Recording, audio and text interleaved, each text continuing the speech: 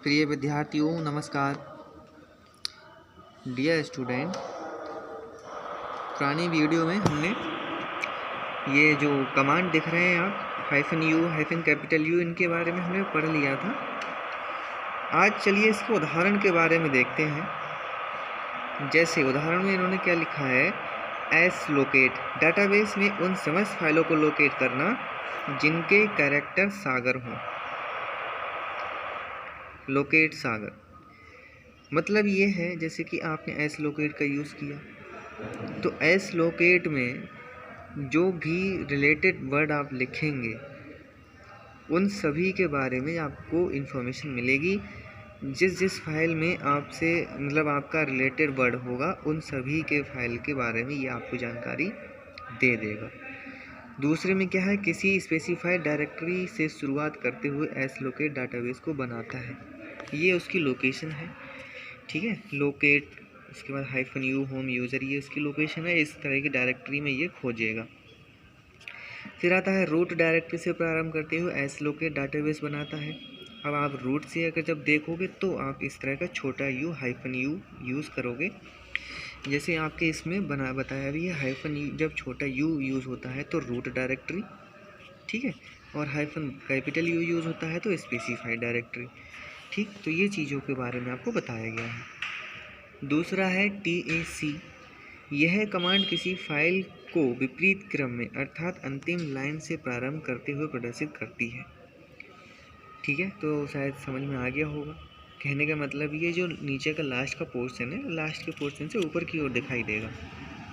Command लिखने की विधि, तरीका क्या है, आपको टैग लिखना है, उसके बाद ऑप्शन और उसके बाद फाइल नेम, ठीक है।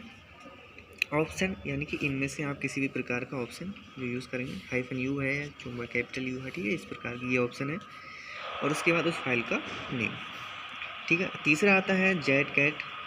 यह कमांड gzip कमांड द्वारा कंप्रेस की गई किसी फाइल को बिना डीकम्प्रेस किए हुए स्क्रीन पर देखने के लिए प्रयोग की जाती है।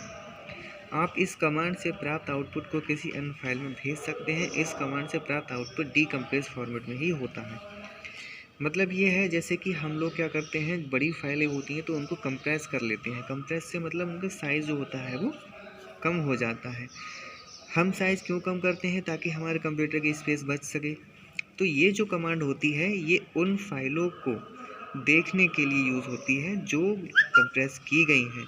लेकिन इसमें एक ये भी रहता है कि जो फाइल खुल कर आएगी वो डीकम्प्रेस होगी, यानी कि कंप्रेस की मतलब बिना कंप्रेस वाली होगी, और उसका आउटपुट जो होगा वो भी डीकम्प्रेस में दिखाई देगा।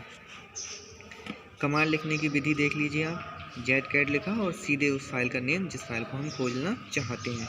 नेक्स्ट आता है फोर्थ वन, ZCMP, ठीक है। यह कमांड जिप कमांड द्वारा कंप्रेस की गई किन्हीं फाइलों को बिना डीकम्प्रेस किए ही उन फाइलों की परस्पर तुलना करने के लिए प्रयोग होती है। यानी कि जो कंप्रेस की गई फाइलें हैं उनको बिना कंप्रेस किए यानी कि डीकम्प्रेस किए ही तुलना, मतलब उनके बीच में समांतर, ठीक है। जैसे कि अगर एक से ज़्यादा फाइलें आपने कंप्रेस कर रखी हैं तो उन दोनों के बीच में सामान्यता या समानता बरतने के लिए विधि लिखने की क्या है, आपने जेडकैम्प लिखा, उसके बाद ऑप्शन लिया, ठीक है, कैपिटल वो ही जो -u वगैरह है वगैरह वगैरह।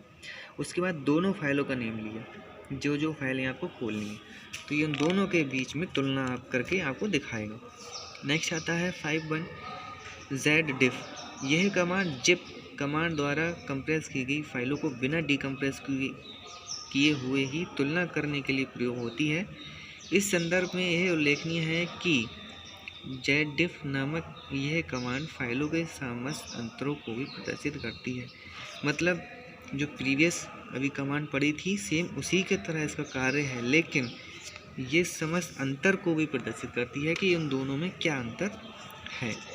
जैसे कमांड लिखने की विधि देख लीजिए आप, आपने सिंपल उसका नेम लिखा, इसमें किसी प्रकार का ऑप्शन नहीं लेना है, फाइल 1 का नेम, फाइल 2 का नेम। उसके बाद आता है ZDGRB। जिप कमांड द्वारा कंप्रेस की गई फाइलों को बिना डीकम्प्रेस किए हुए ही स्पेसिफाइड पैटर्न को खोजने हेतु इस कमांड का प्रयोग किया जाता है। स्पेसिफाइड पैटर्न का मतलब है अगर आपने उसमें किसी प्रकार का कोई पैटर्न यूज़ किया है अपनी फाइल में, उसका। कमांड लिखने की विधि, आप सीधे इस कमांड को लिखिए, ऑप्शन यूज़ कीजिए, उसके बाद अपने एक्सप्रेशन दीजिए जो आपने उसमें यूज़ किए हैं आइदर पहले कभी, ठीक है, और उसके बाद उस फाइल का नेम। स्पेसिफाइड पैटर्न उसी के लिए है जो आप जैसे मान के चलिए हम कभी सिंबल्स लगा लेते हैं या किसी और प्रकार का कोई कमांड लगा लेते हैं, ये उससे रिलेटेड है, ठीक है।